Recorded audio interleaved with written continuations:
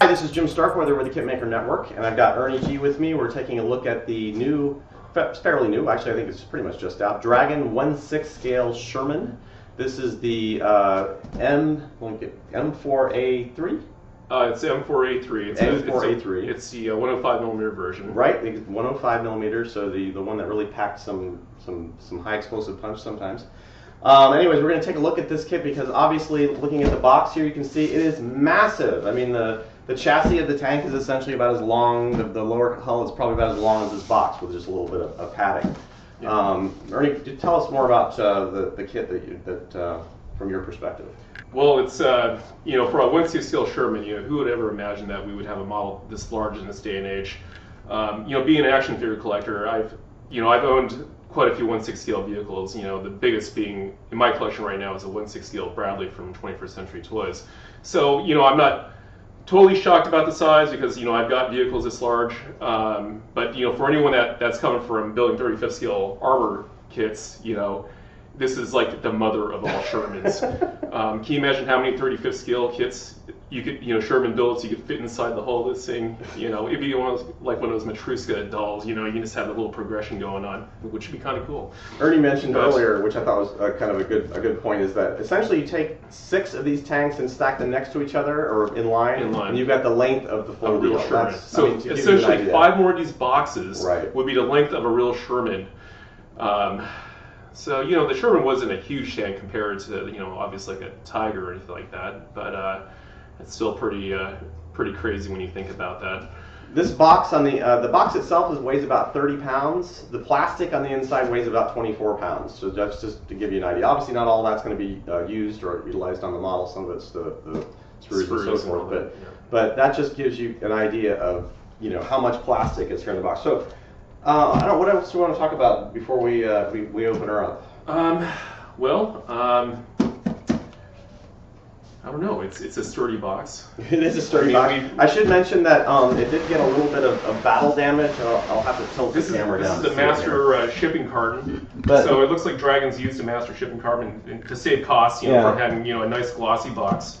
It got a little bit of a ding in shipment, but luckily, the armor held and it did not have a penetration, so it's a good thing. But I would definitely, if you get one shipped to you, make sure you check your box to see how it fared.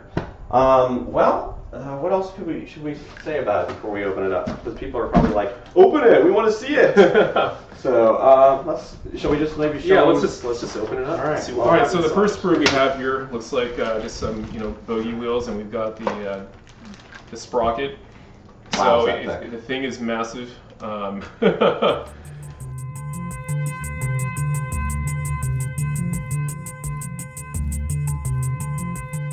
So it's got some decent detail on there. I mean, the bolt heads are fairly round. So I mean, for the purists, I mean, they may want to change these out with some large scale Grant line bolts. I believe they actually make bolts that large. We've got some of the headlight guards here, transmission housing. We've got that's.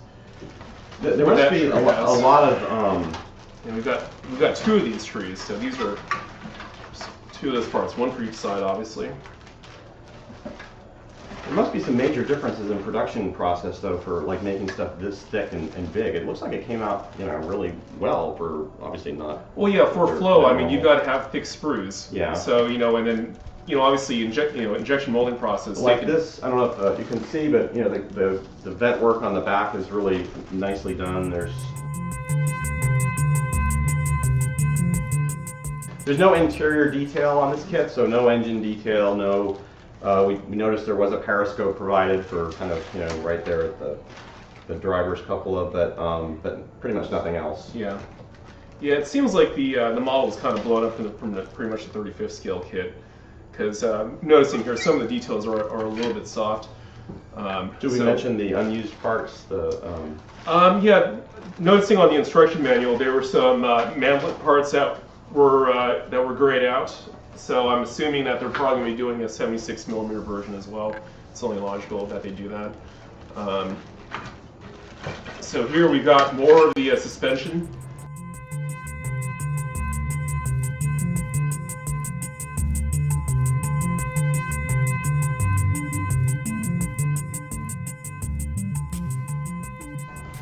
wheels. Gosh, it's just massive size parts. It's going to require a ton of paint. Yeah, that was remarked on by Rick Cooper, who also was by the office here and saw the kit, that the amount of paint this is going to take is going to be monumental. So yeah, we've got. So those are all. Yeah, for all the running gear, there's three bags. I mean, gosh. I mean, I like to weather my models with oils and pigments. I don't know how much it's going to cost to do that. But I'm thinking that when we actually do the build on this, that just airbrushing a lot of the effects will probably be the easiest way to go. Man. So that's got some of the. Yeah, here's more of the lower hull details. Here's the hatches. Here's the tow hook. I mean, the shovel is here's the shovel. Yep. So it's like almost as big as long as my hand. Yep. For a 1/6 scale figure.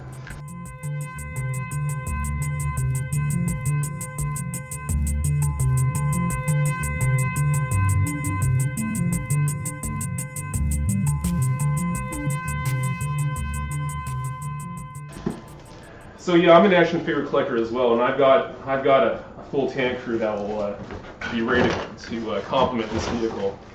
So here's kind of the icing on the cake. Here's the turret. You see how massive this thing is. There's no cast texture on here, so for the purist, you're probably going to want to add some, textures. There's none of the forged stamps on here, so somebody will probably come out with some aftermarket numbers. I'd imagine maybe in resin generic to where you can just choose whatever numbers you put on. That'd be a good idea to make for this kit.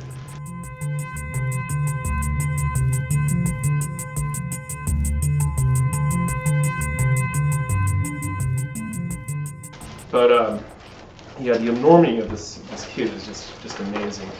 Here's the other half of the turret. Just pull it out of the bag. I mean, if someone wanted to, they could actually just kind of create. A couple of years ago at Scams, John Rosengrant did a sculpt of himself on a Sherman, and it was really cool because it was actually done in 1/16 scale. But you could kind of take the same idea without having to build the entire model and just build a little vignette of just using the turret and just having nicely well done figures in 6 scale sitting on top of this thing. So here's some of the track parts. Yeah, those are the track links. These are the links themselves here. Yeah, there we go. So there's your links. Hopefully, and then we've got 2 bags of these. And what's really nice from a modeler standpoint is there's no injection pin marks on any of these parts. Minimal cleaning. This will make building the process. I guess that was the connection point. Yeah, that was where it was injected. So these parts are all clipped. That can be sanded off. That's simple. I mean, it'll take a couple seconds to knock those off.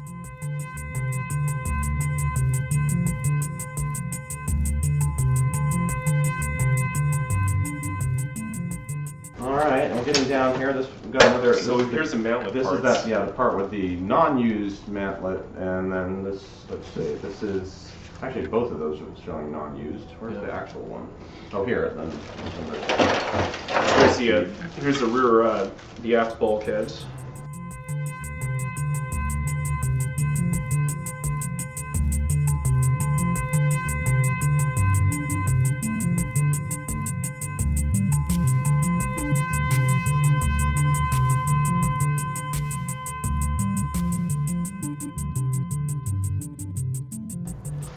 Here's the 105 millimeter barrel. Those are the unused barrels, though. So it does include. That's a 76 millimeter. Yeah. Excuse me, not 105. So it does include both the.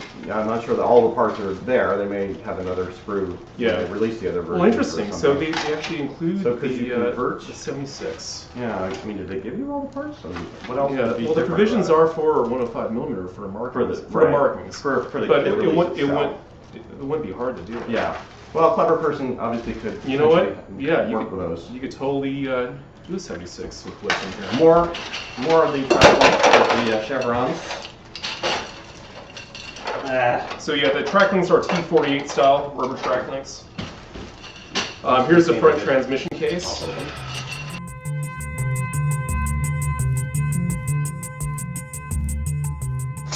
All right, well that just pretty much leaves us with the upper and lower hull, or lower. So not big at all actually. I mean, it's very again, nice. a lot of detail on even on the lower end. You got the bolt detail here, which is nice, and I guess that's what the hatch crank or there's something like to open. I don't know what that is. This is the escape hatch. Yeah, that's right? the escape hatch. I I think think that's it's a service, probably a service. Yeah, some kind of service. I was gonna say that's the aft. And then That's nice. He actually dimensioned a bunch of stiffeners Right, to into the keep the design to rigidity, keep it, right. to keep it rigid. and it is. It's pretty rigid. Yeah. So yes, I was thinking about doing a radio control conversion on this particular build. Which he's thinking may be challenging at this It point. might be but- challenging just because of the way the suspension is designed. But you know, for anyone that's adventuresome, it shouldn't be a problem at all.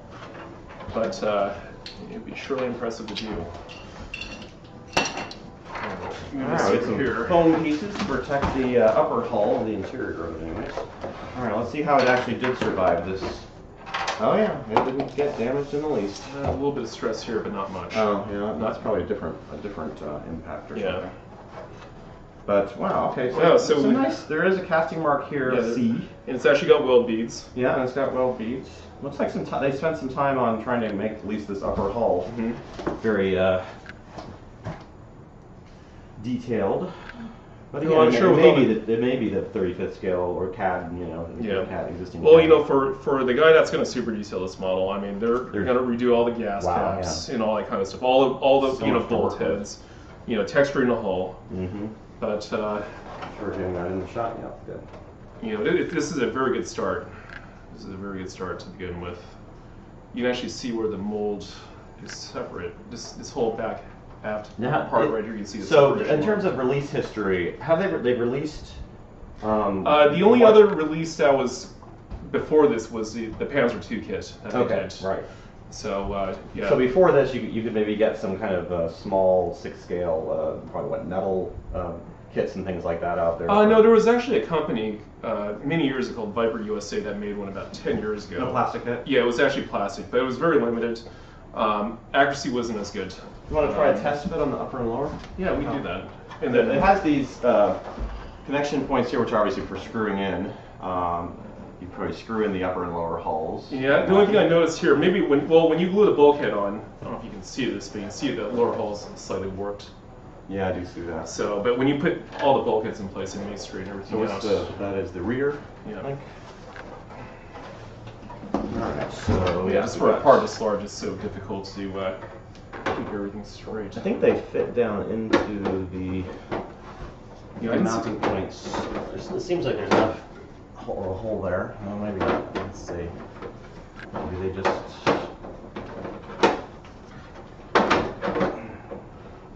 Now are these screwed? No, Yeah, they're screwed in there. You Okay, can see okay, there's so they're openings on the screwed. bottom for the screws. I was just trying to see if they actually fit in though, because it looks like there's kind of a hole there for them. Yeah, there is. There it is. I got Okay, it. you got it? Okay. Yeah, yeah. Alright, so let's see if I can get this side. Maybe we'll move forward. Oh, did I pull yours out? Yeah, I think it just came out. Okay, so my side's back in.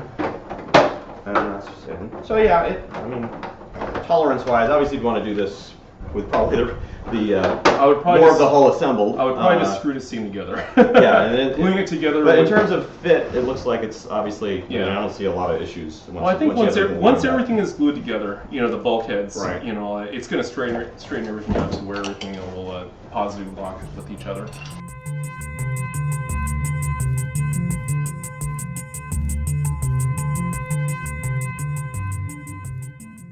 Yeah, the guest star. This is the original copy by First RP Honeycutt. This is actually a first edition book that was given to me by a modeling friend that unfortunately passed away many years ago. But yeah, if you're going to be building this model, this book is kind of like the definitive guide for all the variations on Sherman tanks.